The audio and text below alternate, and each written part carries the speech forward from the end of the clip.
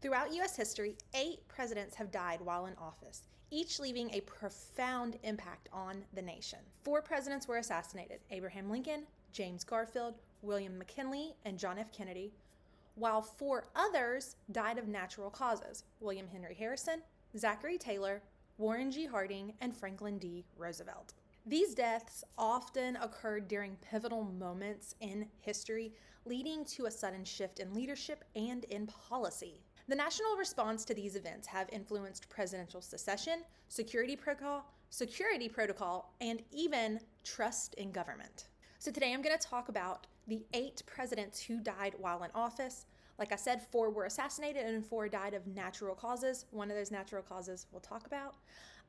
So let's dive into the 8 presidents who have died while in office. William Henry Harrison. In 1841, William Henry Harrison will die in office from pneumonia. So Harrison had delivered the longest inaugural speech in history on a cold, rainy day without wearing a coat. This allegedly led to him catching pneumonia. Only 32 days into his presidency, he would become the first president to die while in office. This will also, of course, be the first time a vice president, John Tyler, is going to assume the role of president because of the death of the president. Harrison's death would highlight the need for clear secession rules, but that would not happen till later on with the 25th Amendment. Zachary Taylor.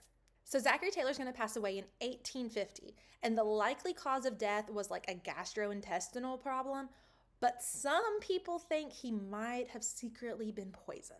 So Taylor's death came at a really tense moment in U.S. history over the expansion of slavery, which he opposed in the new Western territories. So it is said after consuming cherries and milk on a hot July day, Taylor fell ill, had some belly issues, and would die a few days later. Now the conspiracy is that someone poisoned him at this 4th of July party he was at because of his thoughts on slavery and not wanting to expand it into the Western territories. So his vice president, Millard Fillmore, would take over. Fillmore supported the Compromise of 1850, which included the controversial Fugitive Slave Act, which would intensify pre-Civil War divisions.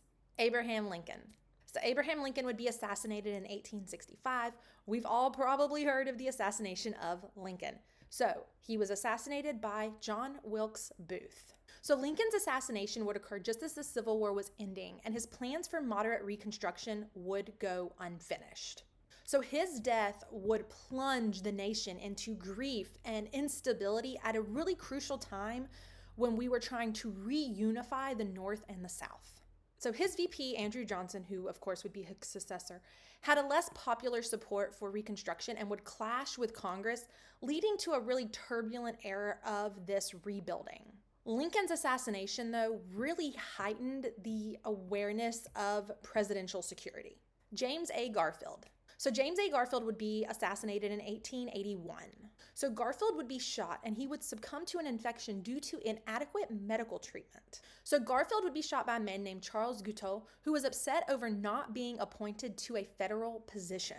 So Garfield would live for a few weeks after being shot while doctors probed in his gunshot wound and messed around with it and tried to do the best they felt like they could do at the time. But all of this was without proper sanitation, and so he would get an infection and he would end up dying. So Chester A. Arthur, his vice president, would become president upon the death of Garfield, and Garfield's death really led to some changes in how federal appointments were made.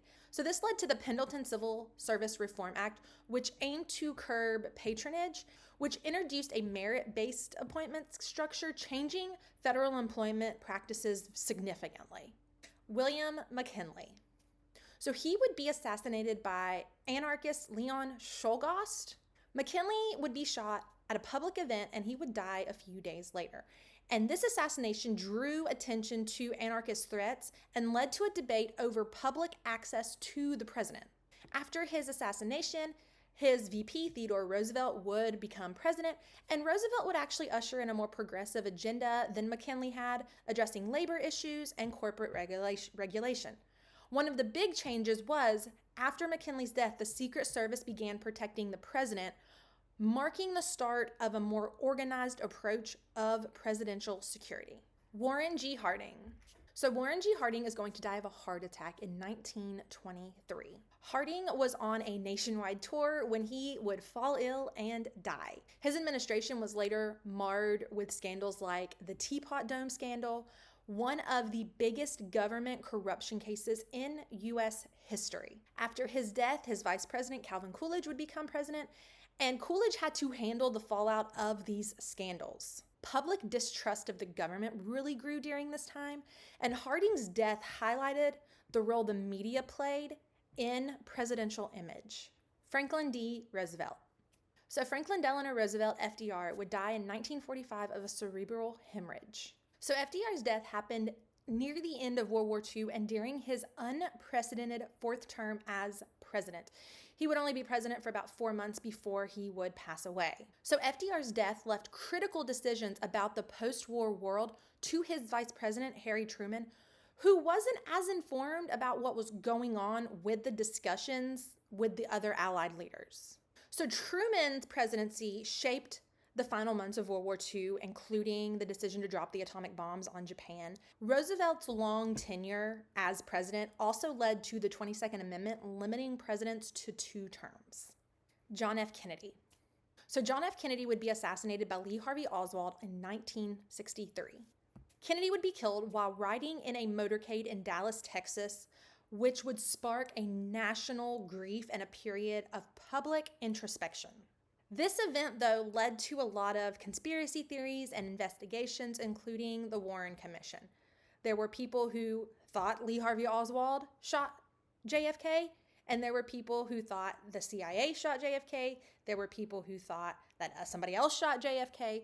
And even now, today, 2024, there are still conspiracy theories over what actually happened to JFK and why haven't the JFK files been released. So his assassination led to major reforms on presidential security.